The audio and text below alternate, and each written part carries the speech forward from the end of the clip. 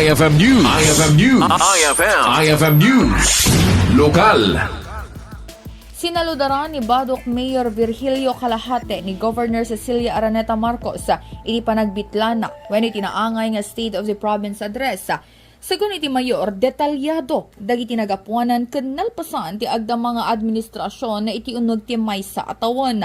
May naig iti rayto imang namnaman ni Calajate ti adadupay a programa ti mairobuata.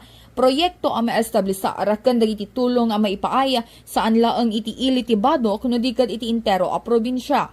Inay na nakita na no kasano kagagar ti ina ti probinsya nga agserbi para karagiti Ilocano. Tinagi-deliver niya po Gobernador Calajate ay Sopa na nakapinpintas ado digiti Dinayawna nga naramidan na iti bayad ti 100 days 1 year makita tayo ti ado man na pasanan wano na obra na nakapinpintas ta detalyado digiti panag-report na kada tayo.